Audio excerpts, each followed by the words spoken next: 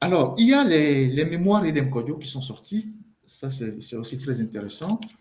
Edem Kodjo n'est plus à présenter au-delà de l'homme politique, de tout ce qu'on peut dire sur, les gens disaient sur l'homme.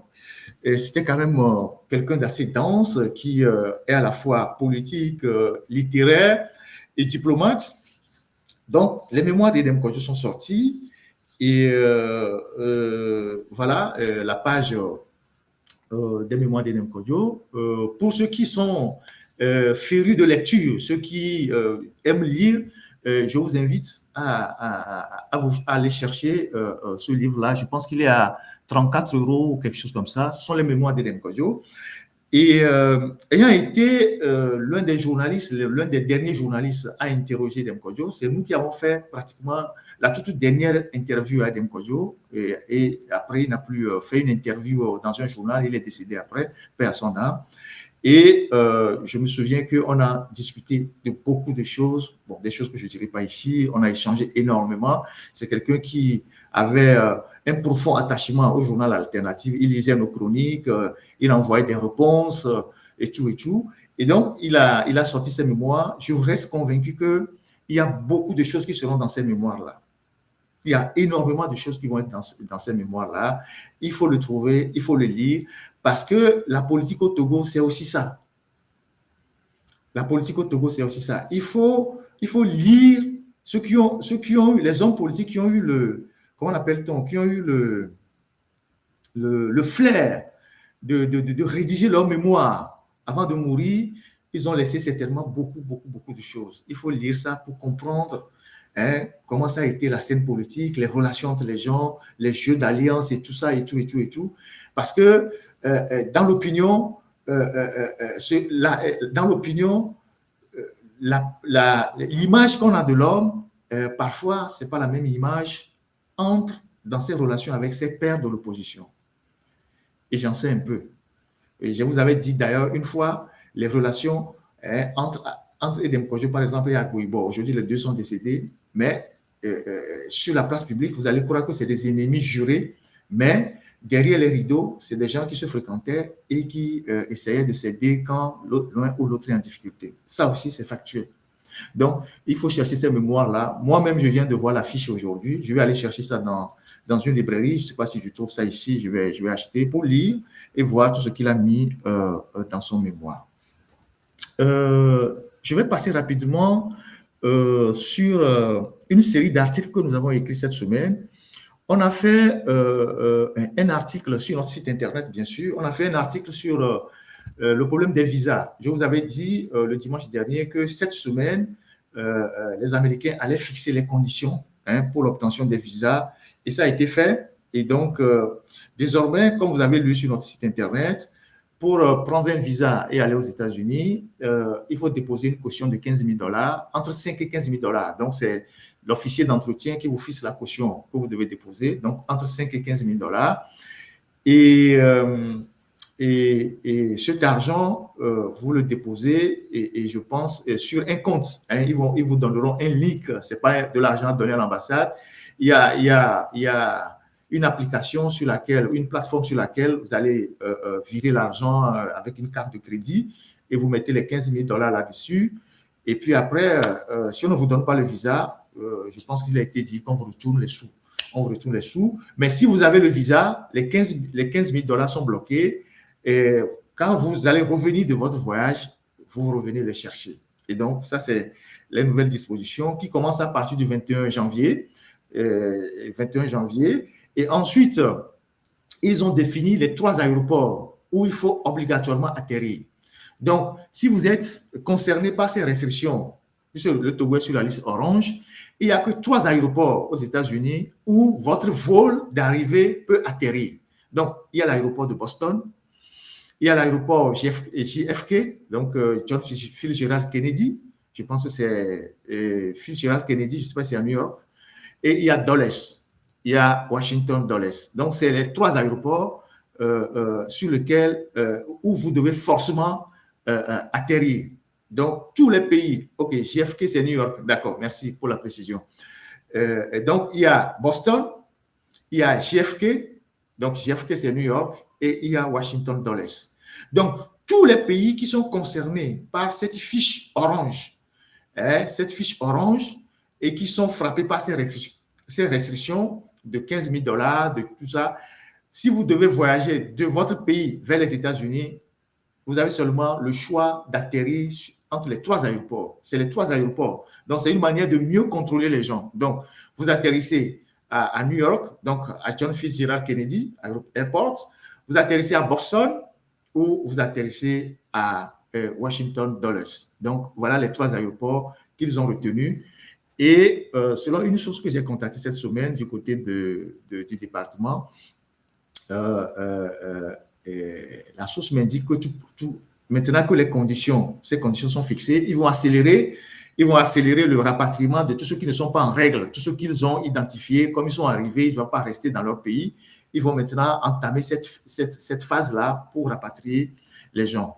Et vous savez que l'ancien ministre des Finances du Ghana, qui était recherché par le pouvoir ghanéen, il est accusé d'avoir détruit l'économie du Ghana, a été arrêté aux États-Unis la semaine dernière. Il a été arrêté aux États-Unis parce que quand la fin du pouvoir de John Mahama, le NPP a perdu le pouvoir, lui, il a fui.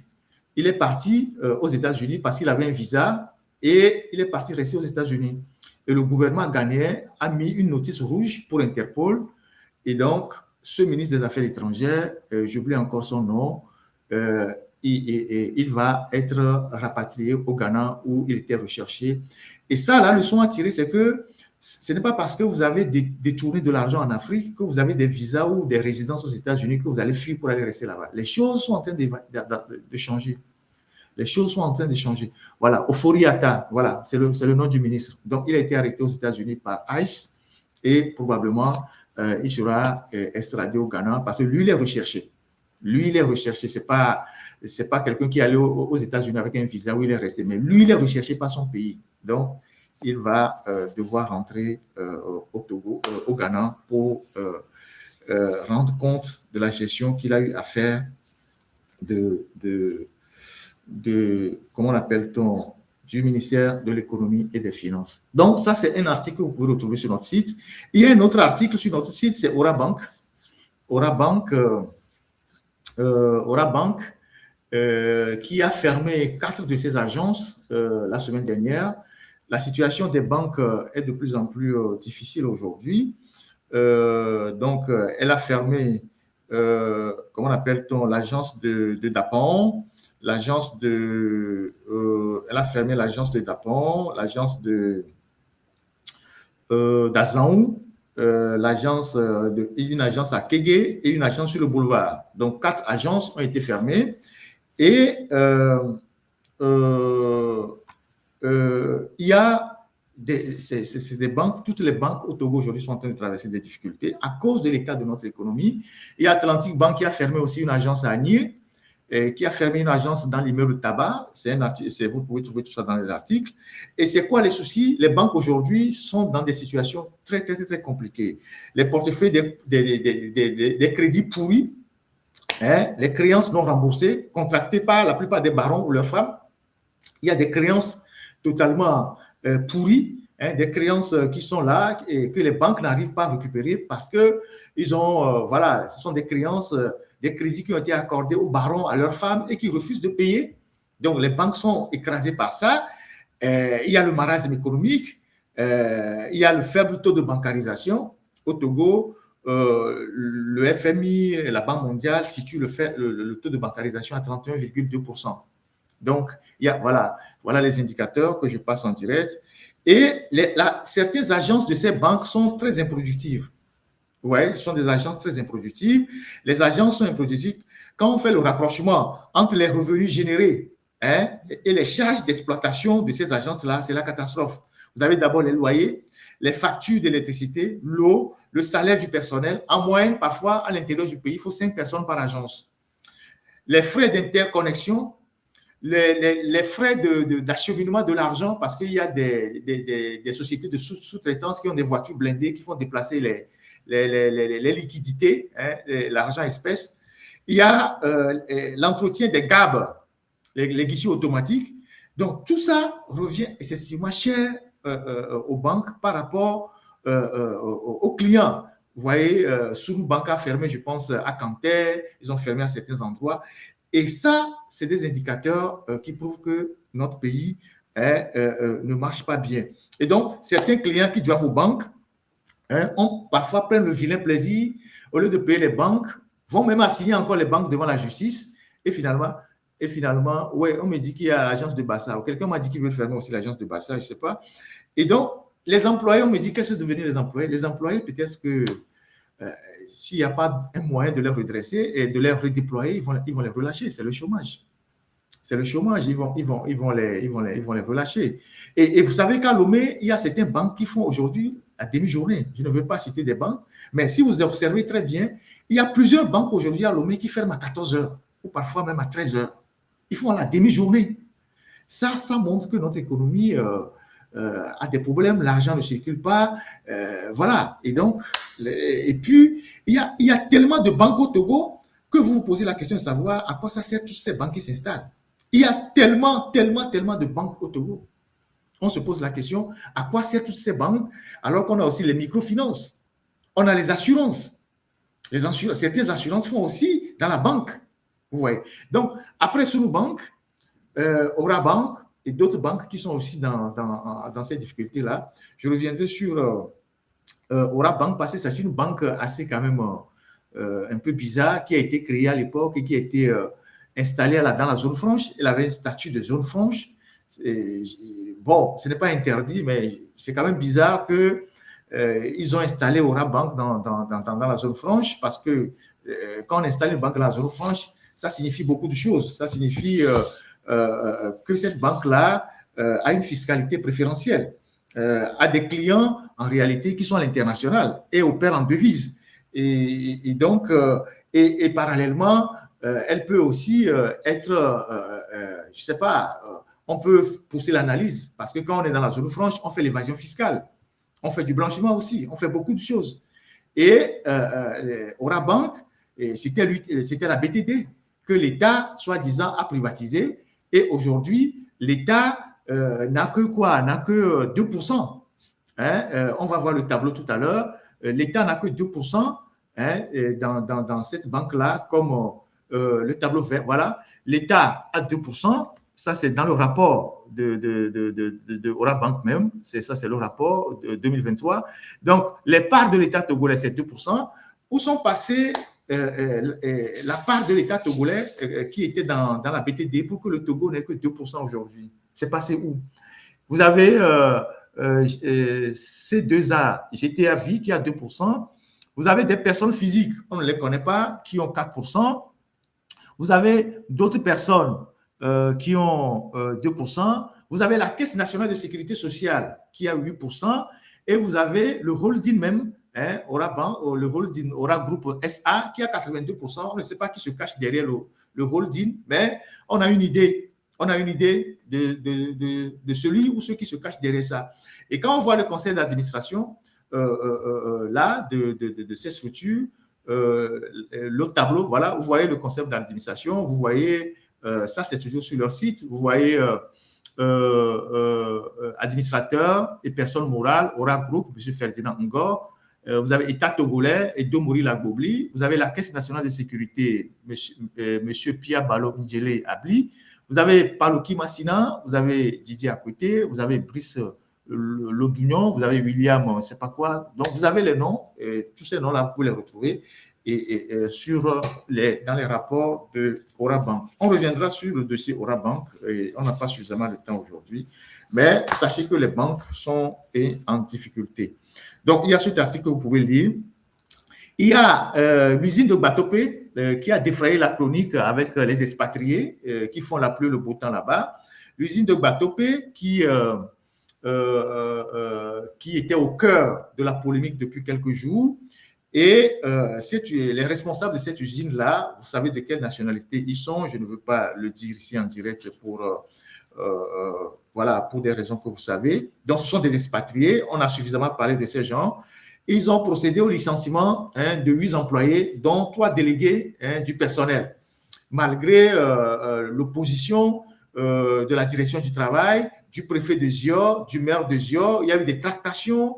Hein, les responsables ont énuméré un certain nombre de griefs contre les délégués du personnel, des griefs qui sont totalement faux, qui n'ont pas leur raison d'être, mais le préfet qui a demandé de ne pas aller dans ce sens, la direction du travail, mais ces gens-là, ils ont décidé de limoger nos frères qui travaillent dans leur boîte avec l'appui d'une complicité interne. Le fameux juriste dont j'avais donné le nom, un certain Vincent Kouala, c'est lui qui va défendre devant les autres que ouais, il faut qu'on licencie ces frères togolais. Et donc, voilà, ils ont été licenciés à Batopé cette semaine. Donc, je ne sais pas s'ils vont devenir, mais j'espère qu'ils vont se battre pour leurs droits. Vous trouverez aussi cet article dans les commentaires. Vous pouvez aller lire cet article. Dans la foulée des licenciements, on a appris qu'un directeur de radio à Lomé, et député de son État, a licencié 5 de nos confrères journalistes qui travaillaient chez lui depuis plus de 10 ans, qui n'ont pas eu de contrat. Et les journalistes sont juste allés demander de meilleurs moyens pour travailler, hein, d'avoir des crédits de communication, je ne sais pas quoi pour travailler. Et le directeur se fâche, il les met dehors, alors que c'est des gens qui travaillent dans sa boîte depuis plus de 10 ans. Ça aussi, c'est le Togo, hein, où on trouve des incongruités pareilles et des gens ne disent absolument rien. Alors, on a parlé aussi, toujours sur le site internet, on a parlé aussi de la filière, les filières cajou, soja et karité. C'est aussi un grand sujet sur lequel je vais revenir la semaine prochaine. C'est des filières à problème, des filières que l'État gère dans une approximation totale, des filières qui servent des intérêts des fonctionnaires du ministère du Commerce et de l'Agriculture au détriment des paysans. Or, c'est les paysans qui ont pris leur temps pour construire ces filières-là, la filière soja, la filière cajou, la filière karité et la filière, comment on appelle, la filière café-cacao. Et donc, vous avez à la tête de ces filières-là certains individus qui sont au ministère, hein, qui tirent les ficelles et qui introduisent, une fois que la filière se porte bien, des Indiens qui viennent semer la zizanie, ils leur donnent des agréments, moyennant eux-mêmes leur propre commission, leurs intérêts. Et quand vous prenez par exemple la filière soja, elle était il y a 2 ans à un niveau très élevé. Aujourd'hui, c'est une filière qui est en détresse à cause de l'appétit, hein, à cause de la gloutonnerie de ces fonctionnaires du ministère du Commerce et de l'Agriculture qui ont introduit leurs amis indiens dans cette filière-là pour désorganiser ce que les jeunes paysans au Togo ont construit depuis des années, hein, sur le terrain. Et donc, cette filière est en difficulté aujourd'hui. Les gens ont plein de stocks de soja à la maison. Ils ne peuvent pas le vendre. Ils sont dans les magasins, ils ne peuvent pas le vendre. La filière est dans une situation chaotique aujourd'hui. Et le prix de soja, tel qu'il a été fixé aujourd'hui, ça frise le ridicule. Et donc, c'est une filière à problème. Vous avez la filière cajou. J'ai dit la dernière fois qu'il y a des usines il y a une usine de cajou qui a été fermé. À la tête de cette filière, il y a un individu qui s'appelle, un monsieur qui s'appelle Gozan, qui fait aussi tout et n'importe quoi, qui n'a pas bougé depuis, mais qui a été imposé à la tête de la filière par le ministère du Commerce et de l'Agriculture. Vous avez ensuite la filière karité. Le soja et l'anacarde, ce sont des produits issus de l'agriculture, mais le karité, ce n'est pas un produit issu de l'agriculture.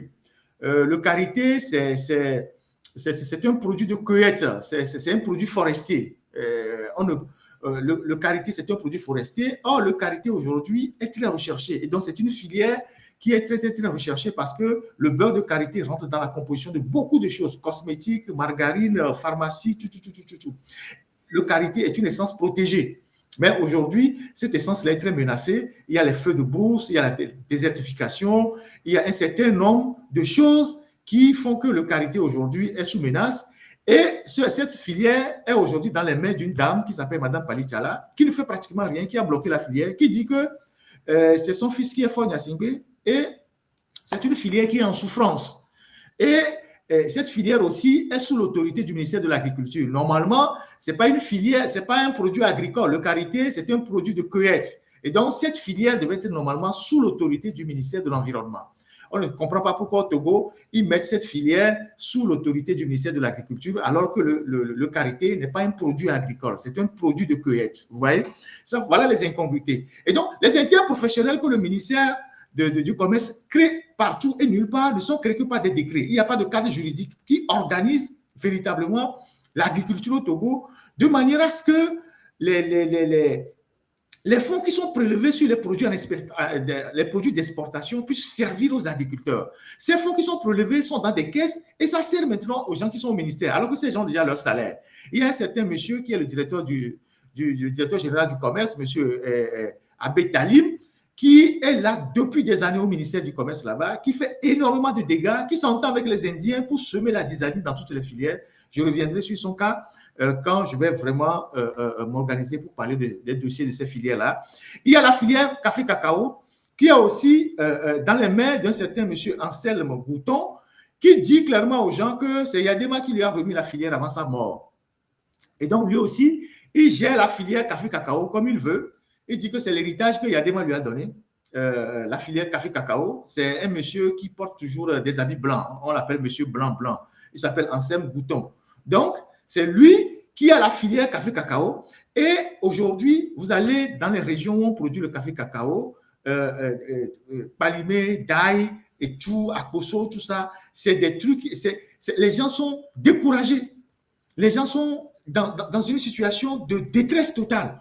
Et donc, une seule personne est à la tête d'une filière depuis 25 ans, peut-être même 30. Et il dit aux gens clairement que c'est ce que Yadema lui a remis avant de mourir, que c'est sa part d'héritage. Je ne sais pas s'il est parmi les fils de Yadema, mais lui aussi, il gère la filière de café-cacao. Donc, je vais revenir quand on aura beaucoup plus de temps dans un live pour revenir sur chacune de ces filières-là pour faire sortir les obstacles, les goulots d'étranglement. Comment est-ce que les paysans, les agriculteurs qui investissent, les jeunes entrepreneurs qui mettent de l'argent pour construire les filières, en accompagnant les coopératives, les paysans sont aujourd'hui dépouillés par les Indiens, lesquels Indiens sont introduits au Togo par les fonctionnaires véreux du ministère de l'Agriculture et du ministère du Commerce, qui, eux, prennent leur commission chez ces Indiens-là et s'enrichissent en plus des salaires qui leur sont déjà payés. Donc, je reviendrai sur ça la semaine prochaine.